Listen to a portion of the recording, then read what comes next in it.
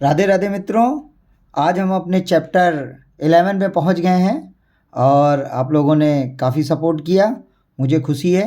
और जो नए व्यूवर आज हमारे साथ जुड़ रहे हैं उनसे मैं एक ही प्रार्थना करूंगा कि आप लोग अगर इस पहले चैप्टर से इससे जुड़ रहे हैं, 11वें चैप्टर में सीधे डायरेक्ट आए हैं, तो मेरा आग्रह है कि एक बार 1 2 3 4 5 6 सारे आप पार्ट देखें और उससे समझें, फिर यहाँ पे पहुँचें, तभी आपको अच्छी तरह समझ में आएगा।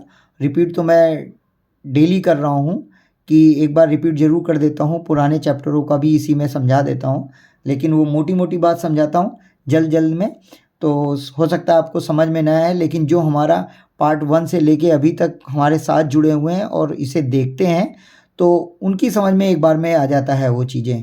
तो आज हम आपको कुंभ लगन और मीन लगन के बारे में बताएंगे। जो अगर लगन में हो तो चार्ट कैसा बनता है, अगर कुंभ लगन का हो और मीन लगन का अगर चार्ट हो तो वो कैसे बनता है, आपकी कैसी कुंडली दिखेगी, उसके योग कारक मारक ग्रह कौन से होते हैं। और आज हम एक और नई चीज़ बताएंगे, मतलब ये पुराने में मैं पढ़ा चुका हूँ, फिर से रिपीट कर रहा हूँ क्योंकि ये काफ़ी कुछ कुंडलियों में देखा जाता है। ग्रह ऊंच और नीच की स्थिति जरूर देखी जाती है कि कौन सा ग्रह मेरा उच्च का है, कौन सा ग्रह मेरा नीच का है, और उसी से विवेचन किया जाता है। तो विवेचन वैसे हम बता ही चुके हैं कि सबसे पहले राशियाँ देखते हैं, फिर उनके अंश देखते हैं, फिर योग कारक और मारक देखते हैं, उसके बाद गोचर देखते हैं, और साथ में उच्च और नीच की भी स्थिति देखते हैं। मेरे ग्रह उच्च में है कि नीच में है, उस प्रकार से विवेचन होता है। और आपका दशा देखते हैं, दशा के बाद आता है दृष्टि। दृष्टि में आप को बता ही चुका हूँ, 7वीं दृष्टि सभी राशियों की होती है और हर एक ग्रह की होती है 7वीं दृष्टि।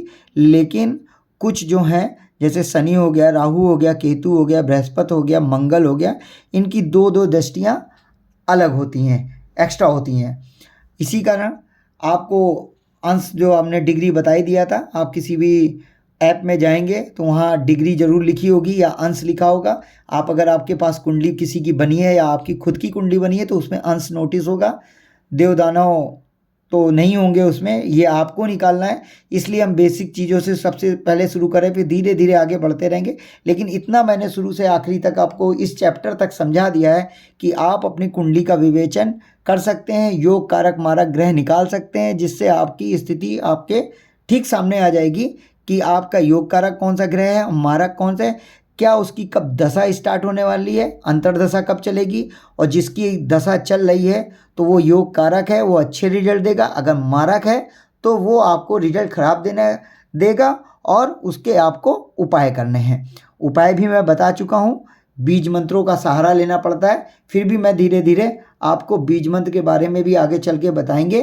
और मारक ग्रह जितने भी ग्रह हैं, या मारक हो या योग कारक हो, मैं सभी ग्रहों के बारे में, उनका किस तरह से उपाय होता है, क्या दान होता है, ये भी मैं बताऊंगा हर एक ग्रह के बारे में। तो चलिए वीडियो शुरू करते हैं। और वीडियो शुरू करने से पहले मैं एक बार पुनः आपसे आग्रह करता हूँ कि मेरी वीडियो अगर अच्छी लगे तो आप ज़रूर लाइक एंड सब्सक्राइब करिए, और मेरी वीडियो जिससे आगे बढ़े और आगे बढ़ते ही कई लोगों के पास पहुँचे, उनको भी कुछ समझ में आए। तो इसीलिए मैं आपसे बार बार आग्रह करता हूँ कि लाइक और सब्सक्राइब जरूर करते रहिए, मुझे भी सपोर्ट मिलता रहता है। तो चलते हैं, सबसे पहले हम देखते हैं कुंभ। अगर कुंभ लगन की कुंडली हो तो कुंभ लगन हमारा कितने नंबर पे आता है, 11 नंबर पे। तो यहाँ पहले आप देखिए, लगन होगा तो ला और जीरो ऐसे बनता है, या लगन पूरा लिखा होगा, हर कुंडली में अलग अलग होता है। ला अगर बना हो तो समझ लीजिए लग्न कुंडली है, और यहाँ पे होगा 11 नंबर होगा यहाँ पे। और फिर उसके बाद सेकंड हाउस में 12 आ जाएगा, थर्ड हाउस में 1 आ जाएगा, और फोर्थ हाउस में आपका 2 आ जाएगा।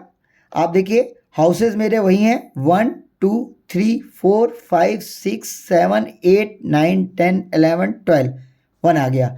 हाउसेस वही रहते हैं, हमारी जो राशियां हैं वो बदलती रहती हैं। कल जब हमने मकर और धनु के बारे में बताया था तो 9 नंबर यहाँ धनु यहाँ था, और 9 से 9 यहाँ, 10 यहाँ, 11 यहाँ, और इसी तरह मकर बताया था 10 नंबर यहाँ था, और यहाँ पे 11 था, यहाँ 12 था, यहाँ 1 था। इस तरह आज हम कुंभ के बारे में बता रहे हैं, कुंभ लगन की कुंडली के बारे में बता रहे हैं। तो 11 नंबर यहाँ पे है, 12 यहाँ पे आ गया, और थर्ड में 1 आ गया, और फोर्थ हाउस में आपका 2 आ गया। हाउसेस मेरे वही हैं। फिफ्थ हाउस में आपका 3 आ जाएगा, और आपका सिक्स हाउस में आएगा 4, और इसमें आ जाएगा 5, इधर आ जाएगा 6। रिपीट करते रहिएगा, इससे आपको अच्छी तरह से याद भी हो जाएगा, और आप विवेचन कुंडली का अच्छा कर सकेंगे। पहले अपनी ट्राई करिएगा, फिर दूसरों की ट्राई करिएगा। 6 यहाँ पे आ गया, 7, 10वें हाउस में आ गया 8 नंबर, और 11वें हाउस में आ गया 9, यहाँ आ गया 10, 11 ये आ गया। अब ये आपके हाउसेस हैं। अगर आप कुंभ लगन की कोई कुंडली देखें तो इस तरह का आपको चार्ट नज़र आएगा। 11 नंबर लग्न में होंगे, यानी शनिदेव। ये शनिदेव यानी कुंभ लगन की है, तो इसके होल सोल कुंडली के रचयिता कौन हो गए? कुंडली के मेन मालिक हो गए शनिदेव। शनिदेव कुंडली के मालिक बन गए। इस पूरे चार्ट के शनिदेव रक्षक हो गए, और लग्नेश हैं ये, तो पूरे होल सोल इंचार्ज हो गए। अब यही अपने हिसाब से नंबर देते हैं, इसको योग कारक और मारक बनाते हैं। चलिए देखते हैं। सबसे पहले यहाँ पे है अष्टम द्वादश। मैं पहले ही समझा चुका हूँ आपको कि अष्टम द्वादश कैसे गिनते हैं। 1 यहाँ से शुरू करते हैं, 1 2 3 4 5 6 7 8। अब यहाँ से द्वादश शुरू करेंगे, 1 2 3 4 5 6 7 8 9 10 11 12, ये द्वादश हो गया। अब यहाँ से अष्टम शुरू करेंगे, 1 2 3 4 5 6 7 8। अब ये अष्टम आ गया। अष्टम द्वादश हम आपको बार बार समझा रहे हैं। अष्टम द्वादश थ्योरी लगती है। अष्टम द्वादश क्या होता है ये पिछले बार भी बता चुका हूँ, फिर बता रहा हूँ एक बार और आपको, कि अगर लग्नेश की ये वाली राशि, इस घर में बैठी राशि मित्र है तो योग कारक, अगर शत्रु है तो मारक कहलाएगी। इसी तरह 12वां जब अष्टम द्वादश हो गया, द्वादश में इस घर में बैठी राशि यानी 7वें घर में बैठी राशि अगर लग्नेश की मित्र है तो योग कारक, अगर शत्रु है तो मारक। अब देख लीजिए शनिदेव के मित्र कौन है। शनिदेव के मित्र हैं आपके बुध हैं, शुक्र हैं, राहु हैं, केतु हैं। ये मैंने देव और दानव दोनों लिखे हैं, ये मित्र राशि हैं आपस में। मंगल और देव के हैं, मंगल चंद्र बृहस्पति सूर्य आपस में मित्र हैं। शनि शुक्र राहु केतु आपस में मित्र हैं। शनि की दुश्मनी मंगल से है, शुक्र की दुश्मनी चंद्र से, मंगल दोनों से है। शुक्र की दुश्मनी मंगल चंद्र बृहस्पति सूर्य चारों से है, और इन सब की इन चारों से है। बुध एक ऐसे हमारे पास ग्रह हैं जिनकी मित्रता मंगल और चंद्रमा को छोड़ के बाकी सबसे है। इनके दानव भी दोस्त हैं और देव भी दोस्त हैं, तो आप इस चीज़ को ध्यान रखिएगा। अब ये अष्टम द्वादश की थ्योरी हर बार हर जगह लगेगी पूरे कुंडली विवेचन में। आप जब लग्न आप देखेंगे किसी भी लग्न का, तो आप देखते हैं इसके द्वादश अष्टम द्वादश की थ्योरी के अंदर अष्टम में ये 12वें में आप बृहस्पति बैठे हैं, बृहस्पति शनि के शत्रु हैं, तो ये सबसे पहले मारक कौन बन गए यहाँ पे? बृहस्पति देव। अब यहाँ पे बृहस्पति देव मारक बन गए। फिर आ जाते हैं 1 नंबर पे, और 1 नंबर आपको राशि पता है कि 1 नंबर मेष कहलाता है यानी मंगल देव। इनकी एक राशि और है जो वृश्चिक कहलाती है यानी 8 नंबर की राशि। तो 8 नंबर इनका एक घर और देखेंगे। 8 नंबर इनको मिला है, इनको प्रोफेशन का घर मिला है। आप क्या करते हैं, क्या करने वाले हैं, क्या करेंगे, ये इसका घर है। तो क्या करेंगे, एक घर थोड़ी मेहनत का मिला है तो, और एक घर थोड़ा अच्छा मिला है। और जब एक घर थोड़ा मेहनत का मिला है तो ये क्या हो जाएंगे? सम कहलाएंगे, यानी मंगल देव हमारे क्या हो गए? सम। यहाँ मंगल लिख देंगे, बीच में लिख देंगे सम ग्रह। अब देखिए 2 नंबर वृषभ राशि, आप बोलते रहिएगा मेरे साथ साथ, ज़रूर विवेचन करते रहिए, आपको सब कुछ याद आता रहेगा और रिपीट भी हो जाएगा, आपको समझ में बहुत जल्दी आ जाएगा। इस चीज़ का ध्यान रखिए। अब आ जाते हैं हम 2 नंबर, वृषभ। इनकी एक राशि और होती है, एक राशि कौन सी कहलाती है? वृषभ की तुला, यानी शुक्रदेव। शुक्रदेव वृषभ के भी स्वामी हैं और तुला के भी शुक्रदेव स्वामी हैं। तो क्या करेंगे, यहाँ देखेंगे तुला कहाँ है, 7 नंबर पे तुला है, 7 यहाँ पे आ गए। इनको देखिए बहुत अच्छे, एक तो माता का, पिता का, माता का, वाहन का, सुख सुविधा का बहुत अच्छा कर दिया है। और इनके ये मित्र भी हैं, साथ में देवों के गुरु भी हैं। तो इनको डिपार्टमेंटल इतने अच्छे दिए गए हैं ये लग्नेश ने कि आप कह नहीं सकते। सबसे प्रभावी योग कारक बनेंगे हमारे कौन? शुक्रदेव। ये जब भी इनकी दशा और अंतर्दशा चालू होगी तो ये शुक्र किसके कारक है? लग्जरियस लाइफ के, एकदम बढ़िया मकान भी इनका बनेगा, गाड़ी भी आएगी, सुख सुविधा के सारे राजकाज इनको मिलेंगे। एक, क्योंकि एक घर केंद्र में, दूसरी एक राशि केंद्र में, दूसरी राशि त्रिकोण में, बहुत बढ़िया। इनका जब भी क्या कहते हैं अंतर्दशा, प्रत्यांतर दशा या दशा जब भी चलेगी, ये अपने आप में बहुत अच्छा रिजल्ट देंगे।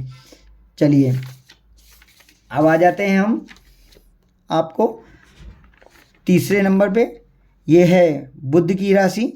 अब देखिए बुध को एक त्रिकोण की राशि मिली है क्योंकि बुध भी इनके मित्र हैं, और दूसरी राशि इनको मिली है त्रिकभाव की। 6, 8, 12 ये घर अच्छे नहीं कहलाते हैं, 6, 8, 12 के घर अच्छे नहीं कहलाते हैं तब, लेकिन त्रिकोण में होने के कारण ये क्या करेंगे, ये योग कारक ही रहेंगे, यानी बुध देव हमारे दूसरे योग कारक बन गए। फिर आ जाइए अब चौथा, चंद्रदेव। इनकी अकेले राशि है कर्क।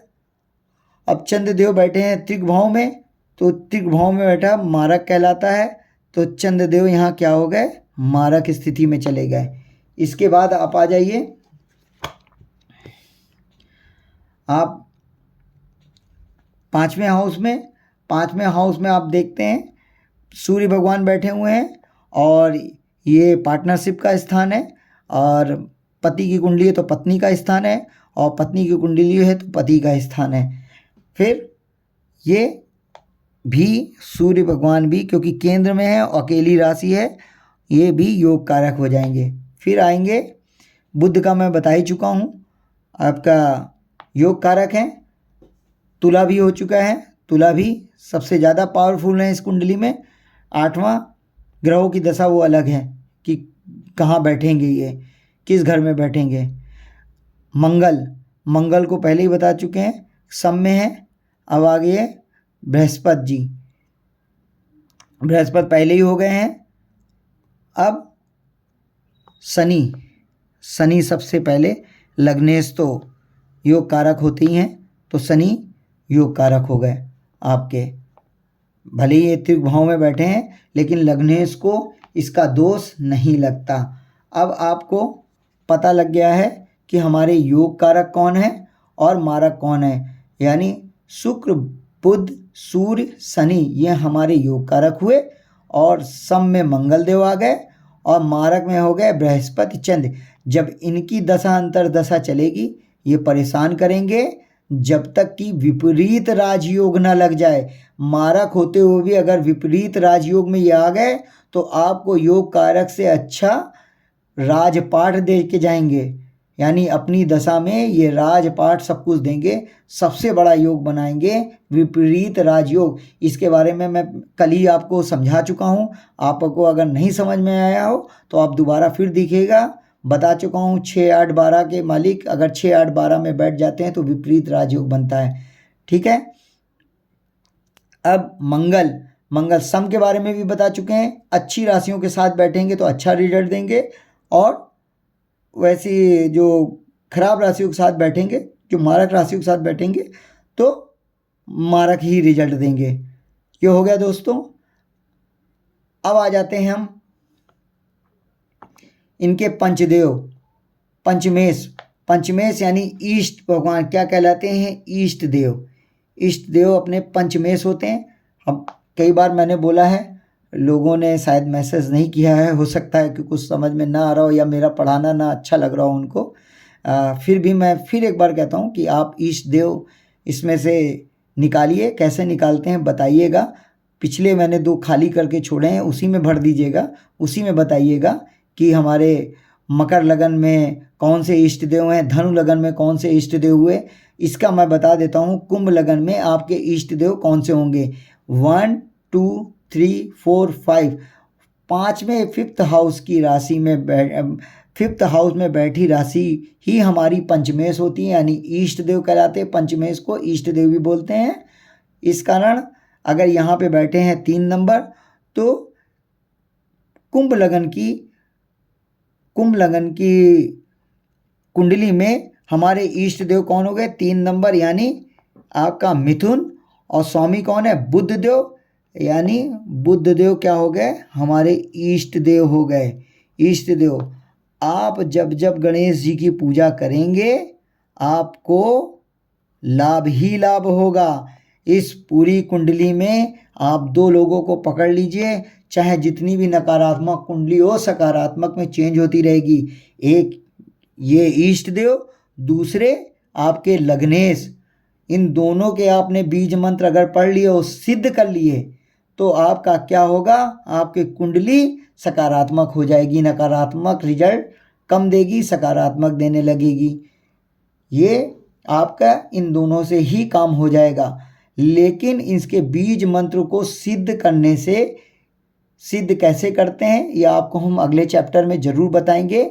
इनके कुछ संख्याएं होती हैं कि जैसे बुध देव को आप अगर 9000 बार इसका ओम बूम बुधाय का बीज मंत्र पढ़ लेते हैं, मैंने इसका शॉर्ट वीडियो भी बनाया है बुद्ध के उपाय के, उसमें आप वो भी देख सकते हैं। और देखिए, अगर वीडियो अच्छा लगे तो ज़रूर लाइक करिए। हर चीज़ मैं बार बार कहता हूँ कि आपके लाइक से मुझे तो सपोर्ट मिलता ही है, और साथ में जब मेरी वीडियो आगे बढ़ती है तो और लोगों को भी थोड़ी सी ज्ञान की प्राप्ति होती है जो मेरे द्वारा बताई जा रही है। ठीक है, फिर अब बुद्ध का हमने आपको बता दिया कि 9000 बार पढ़ते हैं तो ये सिद्ध हो जाता है। फिर आपको पर डे पढ़ने की ज़रूरत नहीं है। फिर तो जब इनकी दशा आए या जब इनका दिन डे आए, हफ्ते में आप एक बार बीज मंत्र इनका पढ़ लीजिए। 108 बार पढ़ा जाता है जाप मंत्र। ये नहीं है कि 9000 संख्या पढ़नी है तो आपने क्या किया कि आज के दिन में 2000 पढ़ लिया, परसों 3000 पढ़ लिया, और खाली बैठे हैं तो 5000 पढ़ लिया, फिर खाली बैठे तो कहीं 9000 पूरी पढ़ डालो तो 4 दिन में समाप्त हो गया। नहीं, आपको एक वो टाइम पीरियड है इनका कि आपको आज एक एक रोटी खा के पूरे 30 दिन तक चलानी है। 30 रोटियां हैं, आप उसको समझो। मैं मेथड बता रहा हूँ कि 30 रोटियां दी हैं या 30 सीढ़ी पर डे आपको चढ़नी है। तो इसी का टाइम पीरियड होता है 9000 का, कि आपको पर डे 108 बार बीज मंत्र पढ़ना है ओम बूम बुधाय का। तो ये 9000 तक जाएगा। पर डे 108 बार शुद्ध मन से पढ़ेंगे आप देखेंगे कि आपकी यहीं से रिजल्ट अच्छे होने स्टार्ट हो जाएंगे। कुंडली इतनी सकारात्मक हो जाएगी, आप चाहे कुछ आप नग पहने, देखिए नग पहनना ज़रूरी होता है कहते हैं, लेकिन अगर बीज मंत्र का आप सहारा लेते हैं, बीज मंत्र और नग की सेम एनर्जी होती है। ऐसा नहीं है कि हम अगर क्या कहते हैं नग पहन लेंगे तो वो ज़्यादा एनर्जी देगा और बीज मंत्र से कम एनर्जी। बीज मंत्र और नग से सेम एनर्जी मिलती है, लेकिन तरीके अपने अपने हैं। ठीक है, तो आपको मैंने बता दिया है कि ये ऐसे इस तरह योग कारक हो गए और ये मारक हो गए। इस तरह आप देखेंगे। अब आ जाते हैं हम आपको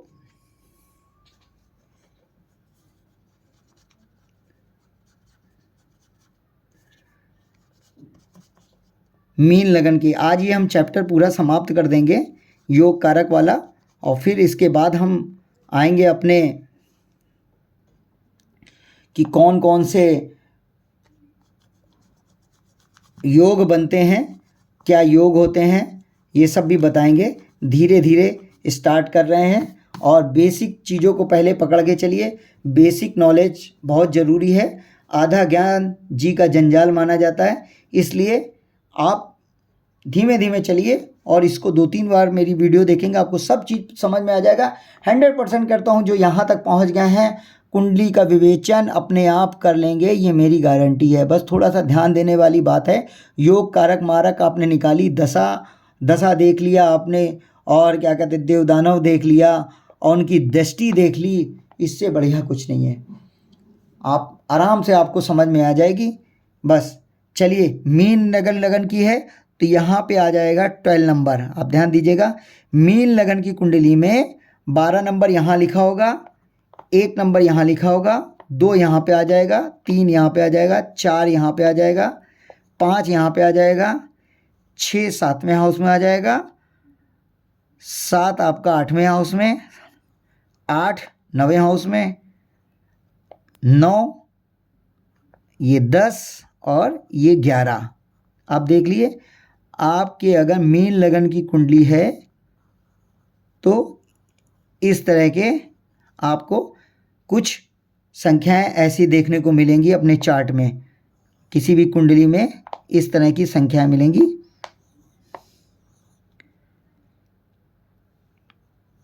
9 ये 7, अब ये हो गया। ठीक है दोस्तों, ये आपने समझ लिया। अब इनके योग कारक और मारक हम समझेंगे। अगर लगन में 12 नंबर लगी हो तो मीन लगन की कुंडली कहलाती है, और मीन लगन में योग कारक और मारक हम छाटेंगे।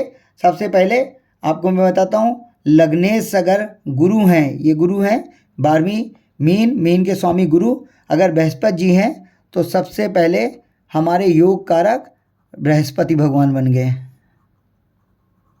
कौन से भगवान बन गए? बृहस्पति योग कारक हो गए। अब देखिए, अष्टम द्वादश की हम थ्योरी फिर से निकालेंगे। अष्टम द्वादश में 12वां एक है मंगल देव बृहस्पति जी के मित्र हैं, तो मंगल भी योग कारक हो गए यहाँ पे। फिर दूसरा, ये तीसरा घर है वृषभ राशि। वृषभ राशि की एक राशि और होती है 7वीं। अब देखिए, ये इनके शत्रु हैं, इन्होंने अपने डिपार्टमेंट, इनको कैसे डिपार्टमेंट, एक तो बहुत मेहनत का घर दे दिया और एक दे दिया बिल्कुल ख़राब वाला। कौन सा घर है ये? मृत्यु का घर है, ससुराल पक्ष में दिक्कत का घर है, परेशानी है और आपका खोज का है। तो ये दोनों घर इनको खराब मिले हैं, तो शुक्र देव आ गए हमारे सबसे पहले मारक में। तीसरा बुध देव, और इनके दोनों केंद्र में हैं, और दोनों केंद्र में होने के कारण इनको क्या हो गया, हमने बताया था केंद्र में अगर 2 राशियां एक साथ बैठी हों तो उनको केंद्र अधिपति दोष लगता है, मैं बता चुका हूं। यहां पे आ जाता है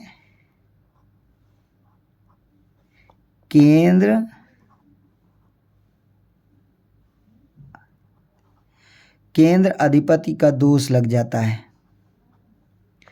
ठीक है, केंद्र में ये भी लिख देता हूँ, आपको और समझ में कभी देखना हो तो देख सकते हैं। केंद्र में एक साथ 2 राशियां हों तो केंद्र अधिपति दोष लगता है। लेकिन कब? देखिए, बृहस्पति की भी यही है कि अगर बृहस्पति यहाँ बैठे हों, मान लीजिए 12 यहाँ पे है और 9 यहाँ पे ये दोनों है, लग्नेश को तो कोई दोष लगता नहीं है, तो इसलिए तो ये योग कारक हो गए। और मान लीजिए यहीं पे बृहस्पति बैठे होते, मान लीजिए बृहस्पति यहाँ पे होते और ये मीन लगन की कुंडली ना होती, कोई दूसरी कुंडली होती, अगर 6 यहाँ पे होता और 12 यहाँ पे होता, 9 यहाँ पे होता, तब आपको बृहस्पति का दोष केंद्र अधिपति दोष में आ जाते। बट कब? जब बृहस्पति हमारे क्या हों, त्रिक भाव में बैठे हों, 3 में ये यहाँ बैठे हों और इस वाले घर में बैठे हों, 6 8 12 में बैठे होंगे, तब ये इनको मारक मारक का दोष लग जाएगा, तब केंद्र अधिपति दोष लगेगा और ये मारक स्थिति में आ जाएंगे। और ऐसे ही बुधदेव हैं, बुधदेव अगर हमारे बैठे हैं, इनको सम भी कह सकते हैं। और अगर ये कहीं 3, 5, 7 तीसरे घर में मतलब, और छठे घर में, 8वें घर में और 12वें घर में ये बैठे होंगे, तब ये मारक स्थिति में आएंगे, नहीं तो ये सम कहलाएंगे या योग कारक कहलाएंगे। तो इनको बुधदेव को अभी हम योग कारक में ही लिख देते हैं। उसके बाद चंद्रमा त्रिकोण में है, ये आ गए आपके योग कारक। सूर्य भगवान यानी 5वां सिंह राशि सूर्यदेव हैं, सूर्यदेव क्या हो गए मारक में। क्यों मारक में हुए? क्योंकि ये त्रिक भाव में बैठे हैं, ये घर खराब है, ये घर रोग, कर्ज, शत्रु, दुर्घटना, लंबी बीमारी का है, आंतों की बीमारी भी इसी से देखी जाती, तो ये घर खराब कहलाता है, इसलिए ये मारक स्थिति में आ गए। जब जब सूर्य की आपको दशा अंतर दशा चलेगी, तब आपको रोग भी होगा, आपके कर्ज भी बढ़ेंगे, शत्रु आपके ऊपर हावी होंगे, दुर्घटना के भी चांसेस हैं, लंबी बीमारी भी हो सकती है और आंतों की स्वेलिंग भी आ सकती है, आंतों की भी बीमारी इससे मानी जाती है। जब तक ये विपरीत राजयोग में आ जाएंगे तो यही आपके चेंज हो जाएंगे, आपको राजपाट देंगे अपनी दशा अंतरदशा में।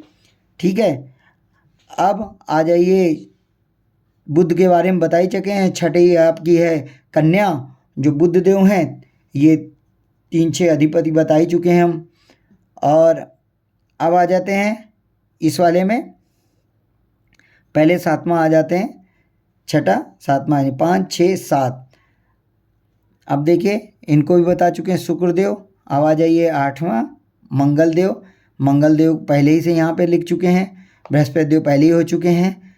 10 और 11 अब ये शनिदेव के हैं। शनिदेव का एक लक्ष्मी घर मिला है, लक्ष्मी स्थान, और छोटी मोटी बीमारियों का घर तो है ही ये, साथ में ये त्रिभाव की है, इसलिए शनिदेव भी यहाँ पे क्या हो गए मारक। अब शनिदेव आ गए मारक स्थिति में। तो दोस्तों आपने ये समझा, ये हो गया मारक। अब ये हमारी पोजीशन निकल आई कि अगर हम मीन लग्न की कुंडली देखेंगे और सबसे पहले क्या देखेंगे कि हमारे योग कारक मारक ग्रह कौन है। अगर हम अपने इसमें राशियां, कल हमने बताया था कि अपनी राशि कैसे देखते हैं। मान लीजिए अगर राशि चंद्रमा यहाँ पे बैठे हों 9 नंबर राशि के साथ, तो कौन सी राशि होगी? 9 नंबर किसकी राशि है? 9 धनु की। तो आपकी राशि क्या हो गई? धनु हो गई। अगर यही चंद्रमा मान लीजिए 2 नंबर के साथ बैठे हैं, यहाँ पे बैठे हैं, तब आपकी राशि कौन हो गई? आपकी वृषभ राशि, यानी शुक्रदेव। 2 नंबर क्या है? शुक्रदेव, और राशि कौन सी है? वृषभ। तो इनकी ये वृषभ राशि हो गई, मीन लग्न वृषभ राशि। ठीक है, इसी तरह जानते हैं अगर चंद्रमा यहाँ बैठ गए, कोई मतलब नहीं है इनका कि त्रिक भाव में बैठे या कहीं, अगर जिसके साथ चंद्रमा बैठेंगे वो आपकी राशि कहलाएगी। चंद्रमा 11वें नंबर के साथ बैठ गए यानी शनिदेव के साथ, तो आपकी राशि क्या हो गई? 11 नंबर किसका है? कुंभ का, तो आपकी राशि कुंभ कहलाएगी। मकर के साथ बैठ गए, यहाँ बैठ गए, तो आपकी राशि क्या कहलाएगी? आपकी मकर राशि कहलाएगी। इसी तरह से इसको देखते हैं। अब आ जाइए, एक हमने सब समझाया था कि ऊंच और नीच, ऊंच और नीच को हम जरूर बता देते हैं कि ये भी देखा जाता है कुंडली में कि कौन सा ग्रह मेरा उच्च में बैठा है, कौन सा ग्रह नीच में बैठा है। इसी तरह उसके रिजल्ट मिलते हैं। और डिग्री अगर अच्छी हो, डिग्री ये लिखी हुई है, डिग्री अगर अच्छी हो और उच्च का हो तो हमारे पास रिजल्ट बहुत अच्छे देते हैं। 100% रिजल्ट देंगे आपको जब उनकी दशा महादशा स्टार्ट होगी। तो सूर्य कब उच्च में होते हैं? जब भी मेष लगन में हो। आप देखिएगा मेष लगन में, ठीक है, मेष लगन में जब भी होंगे तो सूर्य क्या हो जाएंगे? उच्च के हो जाएंगे। क्या होंगे? उच्च के। अब देख लीजिए, एक चीज़ और बताते हैं, हम आपको बहुत अच्छा तरीका समझा देते हैं, इतना आसान कि आपको उच्च नीच बहुत अच्छा, एक बार उच्च याद कर लीजिएंगे, नीच तो अपने आप निकाल लेंगे आप। मान लीजिए ये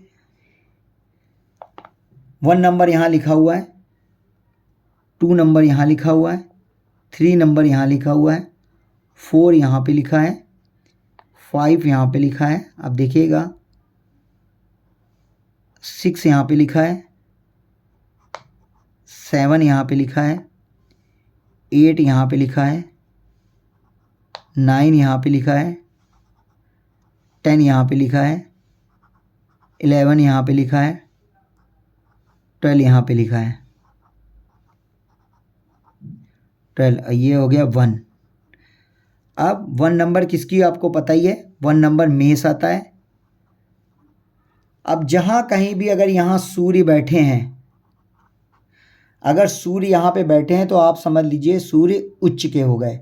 मेष लगन में सूर्य हमेशा उच्च के होते हैं और इनकी 7वीं दृष्टि यानी मेष की इनके यहाँ की 7वीं दृष्टि यानी सूर्य यहाँ बैठे हैं तो उनका उच्च क्या हो गया 1 नंबर, और इनकी 7वीं दृष्टि कहाँ पड़ रही है 1 2, यहीं से गिनते, देखिए यहीं से जहाँ से बैठे रहते हैं वहीं से गिनती गिनते हैं 7वीं दृष्टि के लिए 1 2 3 4 5 6 7 यानी तुला, 7वीं में क्या है तुला। तो क्या हुआ उच्च, अगर क्या कहते हैं 1 नंबर में उच्च के हैं, इनकी 7वीं दृष्टि तुला आता है तो तुला क्या हो जाएगा इनके नीच के हो जाएंगे, यानी आपका तुला आ गया नीच में। तो सूर्य जब भी मेष में बैठेंगे तो उच्च के कहलाएंगे और यहाँ बैठ गए तो नीच में नीच हो जाएंगे। तो नीच के सूर्य बहुत ज़्यादा आप पे ऊपर हावी हो सकते हैं और आपको रिजल्ट अच्छे नहीं देंगे जब तक वो या तो नीच भंग योग ना हो। अगर नीच भंग हो गया तब आपको रिजल्ट ये अच्छे देंगे और भी ज़्यादा अच्छे देंगे, राजकाज महाराज पकड़ा देंगे आपको कि कैसे एक रोड का खिलाड़ी सुपरस्टार हो जाता है ना, वो स्थिति कहलाएगी आपकी अगर नीच भंग योग हो गया। ये आगे हम कल आपको ज़रूर समझाएंगे नीच भंग का। तो मेरे चैप्टर कोई भी आप बीच में मत देखिएगा, शुरुआत से देखिएगा और जो देख रहे हैं वो प्रॉपर देखते रहें। मुझे 100% विश्वास है कि आप लोगों को कुंडली देखना आ जाएगा और धीरे धीरे सारे योग भी समझा दूंगा। मैं एक एक चीज़ को लेके चलूँगा आपको, बड़ा आगे बहुत इंटरेस्टिंग सब्जेक्ट है ये साइंस है एक, आप इसको समझेंगे, जितना समझेंगे उतना मज़ा आता रहेगा। और आप देखिएगा इसको 2 से 3 बार 5 बार आप खूब देखेंगे, जब आप इसमें मन लगने लगेगा। आप बैठिए, एक कॉपी पेन लीजिए, मेरी तरह चार्ट बनाइए और किसी का ट्राई करिए, अपनी पहले कुंडली ट्राई कीजिए, घर वालों की ट्राई करिए, फिर धीरे धीरे आपकी ऐसी हैबिट बन जाएगी और आप अच्छी तरह से आप कुंडली देखने लगेंगे। लोगों को भी आप कुंडली देखकर उनको उनके भूत भविष्य के बारे में बता सकते हैं। अब देखिए चंद्र क्या होता है, कब उच्च का होता है, वृषभ राशि में यानी 2 नंबर की राशि में। यहाँ पे अगर चंद्र बैठे हों, चंद्र कब उच्च के होंगे जब वृष राशि में, इनको वृषभ भी कहते हैं और वृष राशि भी कहते हैं। यानी क्या हुआ आपका वृषभ में अगर बैठे होंगे तो क्या कहलाएंगे उच्च के हो जाएंगे। अब यहीं से इनके अगर नीच की राशि देख लेते हैं एक बार, 1 2 3 4 5 6 7 8, फिर से 1 2 3 4 5 6 7 8। अब देखिए यहाँ पे आ गए, यहाँ पे देखते हैं कि इनकी 7वीं दृष्टि कहाँ पड़ रही है चंद्र की। अब देखते हैं यहाँ पे 2 नंबर पे हमेशा वृषभ पे ये उच्च के होंगे, इनकी 7वीं दृष्टि जहाँ पड़ेगी वहाँ से ये नीच के हो जाएंगे। अगर यहाँ पे ये उच्च के हैं 2 नंबर पे तो 2 ही नंबर से 7वीं दृष्टि देखेंगे कहाँ पड़ रही, 1 2 3 4 5 6 7 यानी 8 नंबर पे पड़ रही है वृश्चिक राशि। यानी वृश्चिक में हमेशा चंद्रदेव क्या रहेंगे, नीच के रहेंगे। आप ध्यान से समझिएगा, इस चीज़ को देखिए, बहुत सरल तरीके से मैं बता रहा हूँ और आपको समझ में आना चाहिए। कमेंट में ज़रूर प्लीज़ आप लिखिएगा ज़रूर एक बार कि कैसा लग रहा है, आपको समझ में आ रहा है कि नहीं आ रहा। मैं फिर से चैप्टर रिवाइज़ कर दूंगा एक बार, मेहनत ज़रूर लगेगी लेकिन आप ही लोगों से सब कुछ है और आपके लिए मैं फिर से दोबारा स्टार्ट कर दूंगा। अब देखिए मंगल हमारा कब कहाँ पे उच्च का होता है? मकर पे। ये आपको याद करना पड़ेगा, मैं एक बार लिख दे रहा हूँ, पीछे भी मैं लिख चुका हूँ चैप्टर में। मंगल आपका मकर राशि में उच्च का होता है। तो जब उच्च का होता है, अब मकर राशि कहाँ है? ये 10वीं, ये यहाँ पे बैठ गए मंगल देव, तो यानी उच्च के हो गए। अब यहाँ से इनकी 7वीं दृष्टि हम कैसे गिनेंगे? 1 2 3 4 5 6 7, यानी जब ये कर्क में आ जाएंगे, यानी चौथे नंबर पे कहीं भी आपको मंगल देव बैठे दिख जाएं, तो आप समझ लीजिए ये आपके नीच के हो गए, यानी कर्क में हमेशा मंगल देव नीच के हो जाएंगे और ये रिजल्ट अच्छा नहीं देंगे जब तक नीच भंग राजयोग ना हो। आ जाते हैं फिर मंगल के बाद बुध देख लेते हैं। बुध हमेशा कन्या राशि में उच्च के होते हैं। बुध हमेशा कन्या राशि में उच्च के होते हैं। तो कन्या यहाँ पे कौन सी राशि है? 6 नंबर की राशि, ये यहाँ पे है। तो अब यहाँ से हम 7 घर गिनेंगे। ये यहाँ पे बुध देव अगर बैठे हैं, ये उच्च के हो गए।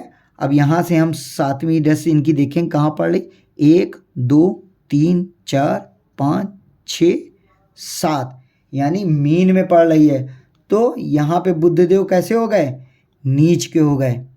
देखिए बहुत सरल तरीका मैंने निकाल दिया, वरना मैं ऐसे भी बता सकता था कि भाई ये आपके बुधदेव उच्च के हैं कन्या में और नीच के हैं उसमें, सॉरी यहाँ नीच लिख दिया है, यहाँ मीन होगा।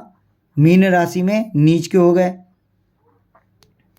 मीन लिखा है दोस्तों, याद कर लीजिएगा। ये भी मैं बता सकता था, लेकिन मैंने एक एक पॉइंट पे ध्यान किया है कि मुझे जब मैंने पढ़ा मुझे कहाँ दिक्कत आ रही थी और कैसे आ रही थी, क्यों आ रही थी, वही सब उसका निचोड़ मैं निकाल रहा हूँ। कि मैंने वही बता दिया कि अगर मुझे उच्च की राशि मुझे पता है तो मैं नीच की राशि अपने आप निकाल लूँगा। उसकी 7वीं दृष्टि देख के वो नीच पे हो गए फटाक से। मुझे कोई भी इतना याद करने की ज़रूरत नहीं, बस मुझे उच्च में थोड़ी सी दिक्कत आएगी, उच्च की एक बार राशि पढ़ लेंगे, नीच का मैं अपने आप निकाल लूँगा। इसी तरह बृहस्पति का देख लेते हैं। बृहस्पति देव कर्क राशि में हमेशा उच्च के होते हैं। अब जब कर्क राशि में उच्च के होते हैं, यानी 4 नंबर में अगर यहाँ बृहस्पति देव बैठे हैं, तो आप ये समझ लीजिए ये उच्च के हो गए। अब यहीं से हम आगे गिनेंगे कि हमारा नीच के कैसे निकालेंगे, इनकी 7वीं दृष्टि। तो 1 2 3 4 5 6 7, यानी 10 नंबर पे आपका आगे बृहस्पति देव अगर यहाँ पे बैठे होंगे, तो आप समझ लीजिए 10 नंबर किसकी होती है? मकर की। ये देखिए लिखा है मकर। तो क्या हो गया यहाँ पे? मकर में आपके बृहस्पति भगवान नीच के हो गए। फिर वही कि आपको ये रिजल्ट बृहस्पति देव अगर मकर में रहे तो अच्छा नहीं देंगे जब तक कि नीच भंग योग ना हो। अब आ जाते हैं शुक्र। शुक्र आपका मीन में उच्च के होते हैं हमेशा। तो मीन में हमेशा उच्च के हुए। अब मीन राशि यहाँ पे है और यहाँ पे शुक्रदेव बैठे हैं। तो आपका इनकी 7वीं दृष्टि देख लेते हैं। यहीं से स्टार्ट करते हैं। 1 2 3 4 5 6 और 7, 6, यानी बुध आपको क्या आ गया? 6 नंबर, यानी कन्या। तो शुक्रदेव मीन में आपके हो गए उच्च के और कन्या कहाँ पे गए?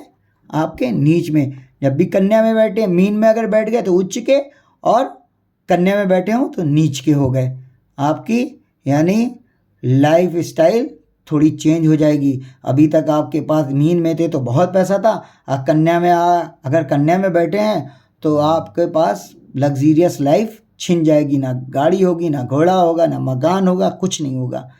ठीक है। और अगर यही कहीं आपका नीच भंग योग हो गया, जब नीच भंग योग हो जाएगा तब क्या होगा आपके पास? अगर राज होगा तो 2-2 राज होंगे, गाड़ियाँ होंगी तो 4-5 गाड़ियाँ होंगी, मकान होगा तो आलीशान मकान होगा आपका। इस तरह से ये विवेचन होगा इसमें।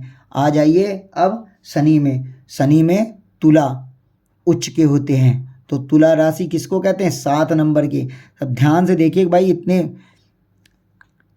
मेहनत से पढ़ा रहे हैं उसका रिजल्ट आपको ज़रूर मिलना चाहिए।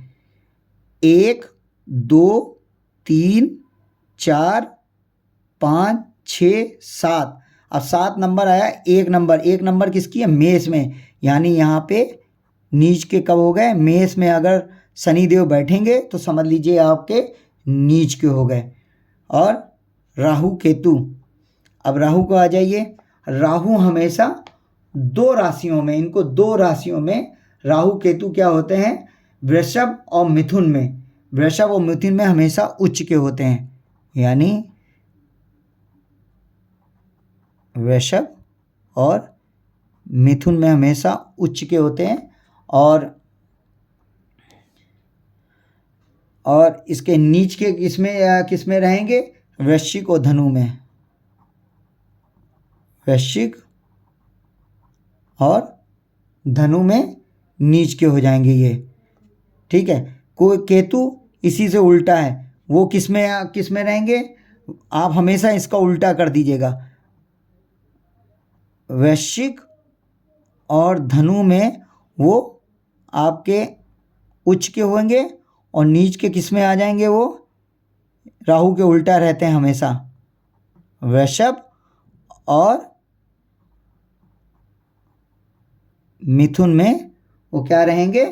आपके नीच के हो जाएंगे। देखिए राहु वृषभ और मिथुन उच्च के हो जाते हैं और यहाँ पे नीच में चले जाते हैं वृश्चिक और धनु में। और जबकि केतु अगर वृश्चिक और धनु में बैठेंगे तो उच्च के कहलाएंगे, और वृषभ और मिथुन में बैठेंगे वो क्या कहलाएंगे? नीच के। क्यों? क्योंकि राहु केतु ठीक आमने सामने रहते हैं, 180 डिग्री के सामने सामने, तो 180 डिग्री पे रहते हैं, तो इसलिए ये क्या है? आमने सामने रहते हैं, तो आमने सामने की राशियाँ पलट जाती हैं। तो ये अगर ये वृषभ मिथुन में उच्च के हो गए तो केतु आपको क्या कहते हैं? वृश्चिक धनु में उच्च के हो जाएंगे। ये इसमें नीच के होंगे, वो उसमें उच्च के होंगे। यही है, आप इसको बड़े ध्यान से देखिएगा। और दोस्तों यहीं पे हम अपना चैप्टर समाप्त करते हैं। आज बहुत ज़्यादा खींच दिया और उम्मीद है कि आपको बहुत अच्छी तरह से समझ में आया होगा। नहीं अच्छी तरह से आया तो एक बार आप कमेंट में ज़रूर लिखिए कि हमको नहीं आ रहा। मैं दोबारा रिपीट करूँगा आपसे, मैं बार बार कर रहा हूँ, लेकिन जो मेरा उद्देश्य है आप लोगों को समझाना और आप लोगों को समझ में आए मेरा पढ़ाया हुआ, तो वो परिपूर्ण होना चाहिए। बस यही मेरी कामना है। राधे राधे। अगर आपको वीडियो अच्छी लगे तो लाइक और सब्सक्राइब करना बिल्कुल मत भूलिएगा। जय राधे राधे।